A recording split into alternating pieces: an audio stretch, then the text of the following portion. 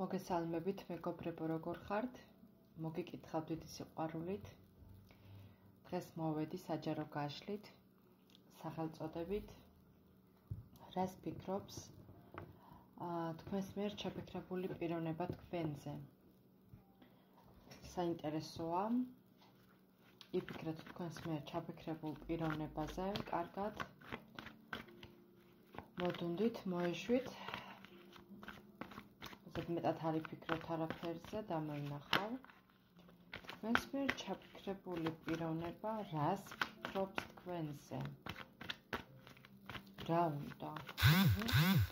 ნახოთ.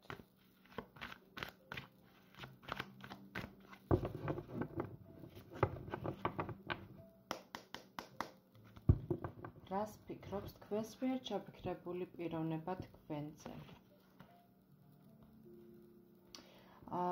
საჯარო გაშლა იმ ადამიანებისთვის არის, ვისაც ურთიერთობაში რაღაც დასასრული აქვს, ანუ ურთიერთობა, რომელიც არ ფუნქციონირებს ახლა და ზოგისთვის შეიძლება ეს იყოს დასასრული ურთიერთობის.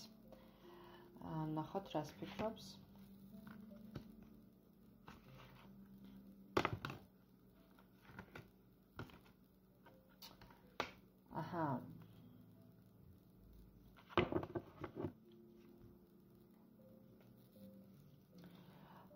მინდა გითხრათ პირველ რიგში ის, რომ ეს ადამიანი, ანუ თქვენს მიერ ჩაფიქრებული პიროვნება არის ძალიან ემოციური მდგომარეობაში, რაც იმას ნიშნავს, რომ როგორც არ უნდა აჩვენებდეს თავს, რომ არის კარგად და ასე ვთქვათ, ანათებდეს გულის სიღრმეში, მაინც რაღაცნაირად მოწყენილია და თითქოს თქვენთან მიმართებაში რაღაც სევდა აქვს ამ ადამიანს. არ გამორიცხავ იმას, რომ აი ამ მდგომარეობიდან გამომდინარე ამ ადამიანს ჰქონდეს რაღაც რთული პერიოდი ახლა მის თავის ცხოვრებაში. და ეს ფიქრები შეიძლება თქვენთან მიმართებაში ჰქონდეს შემდეგნაირი, რომ მაგალითად თუ თქვენს ურთიერთობაში იყვნენ ჩარეულები მესამე პირები, ისინი არ უნდა ჩარეულიყვნენ და თითქოს ის გზა, რაც უნდა გაევლო თქვენთან მიმართებაში, ან უნდა რომ გაიაროს ამ ადამიანს უკაცრავად ენადამება, არის ძალიან რთული გასავლელი და არის ძალიან, ესე ვთქვათ, მწარე მისთვის. და ზუსტად აი აქედან გამომდინარე ეს ადამიანი განიცდის რაღაცა იმედგაცრუებას, რაღაცა ტკივილს, ანუ ისეთი რაღაც, რასაც არ ელოდა. ანუ ისეთი რაღაც მოხდა მის ცხოვრებაში, რასაც არ ელოდა. და ზუსტად ესეთი ფიქრები ამოსდეს თქვენთან მიმართებაში, რომ ისეთი რაღაც მაგალითად შეიძლება უთხარით, ან მოქმედებით გააკეთეთ, რასაც არ ელოდა და მას ეს ძალიან ეტკინა. და ეს ამ საქციელმა მისი ერთგვარი განადგურება გამოიწვია. და ზუსტად ეს აქვს ჩარჩენილი მას გულში და ზუსტად აი ამას განიცდის, რომ აი ასეთი მდგომარეობა რომ აქვს, უბრალოდ ვერსად ვერ გაურბის აი ამ მდგომარეობას. მაგრამ მეორე მხრივ, ანუ მიუხედავად იმისა, რომ თქვენი ურთიერთობა არის რაღაცა, დასასრული, ეს ადამიანი, რაღაცა იმედს მაინც იტოვებს თქვენთან მიმართებაში, მაგრამ აქ არის ნახეთ რა. მინდა გითხრათ, რომ ადამიანს ენატრებით, ანუ მისთვის მაინც მნიშვნელოვანი ადამიანი ხართ. მიუხედავად იმისა, რომ აი ასე ეტკინა მაგალითად ხომ, თქვენი პასუხი, თქვენმა პასუხმა ასე ატკინა მას, მაინც მისთვის მნიშვნელოვანი ადამიანი ხართ. ნაყოფიერობის და ბედნიერების მომტანი ადამიანი ხართ მისთვის. როგორც, ასე ვთქვათ, სულიერი მოკავშირე ისე გთვლით, როგორც მეორე ნახევარი ისე გთვლით და ძალიან კარგი და დადებითი ფიქრები აქვს აი აქედან გამომდინარე მაინც თქვენთან მიმართებაში, იმიტომ რომ ის რაღაც გრძნობა მაინც დარჩა თქვენთან მიმართებაში. მაინც დარჩა, მიუხედავად იმისა, როგორ განცდებში არ უნდა იყოს და როგორ განცდებშია ეს ადამიანი, ხო? ამას ყურადღებას არ აქცევს. მაინც რატომღაც თქვენზე ეფიქრება ამ ადამიანს. ვნახოთ კიდევ რა ფიქრები აქვს თქვენს მიერ ჩაფიქრებულ პიროვნებას თქვენზე.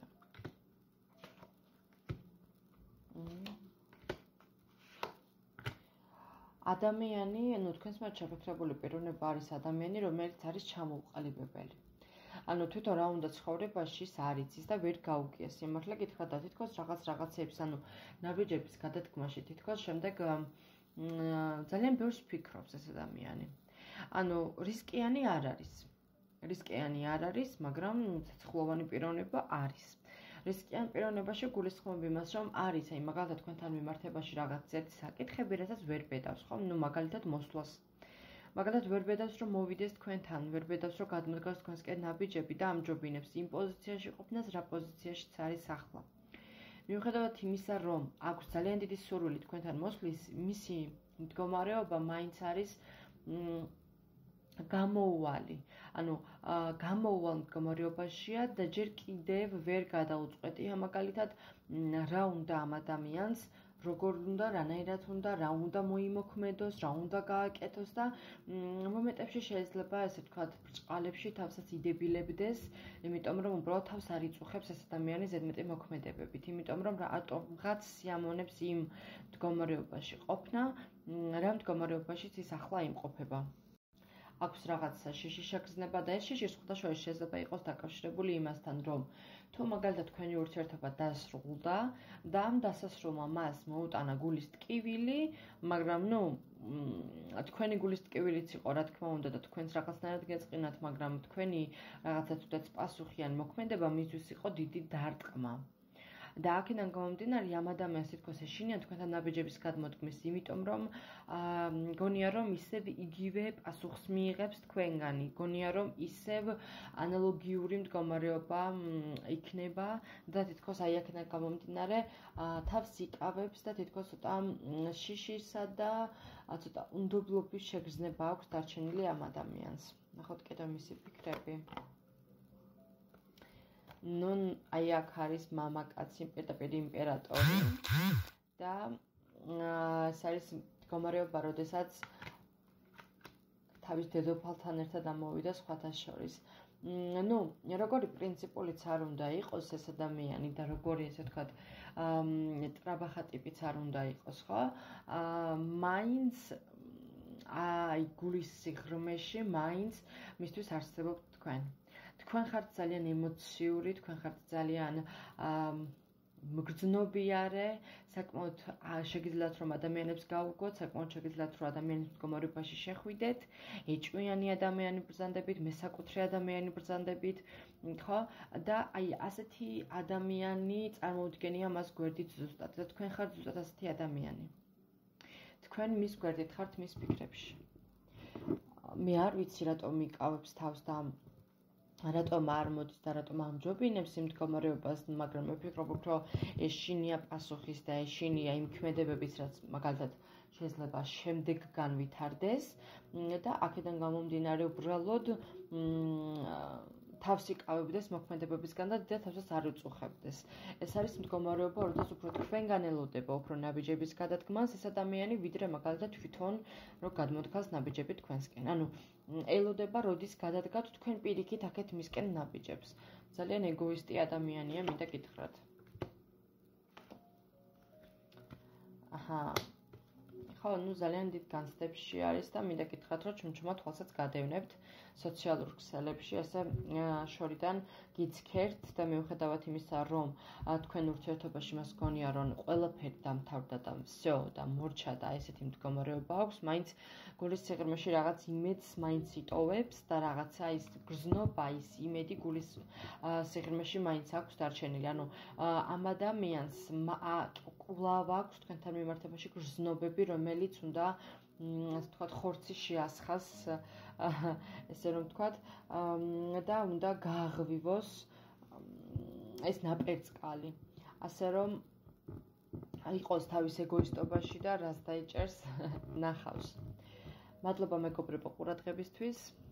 წარმატებებს გისურვებთ.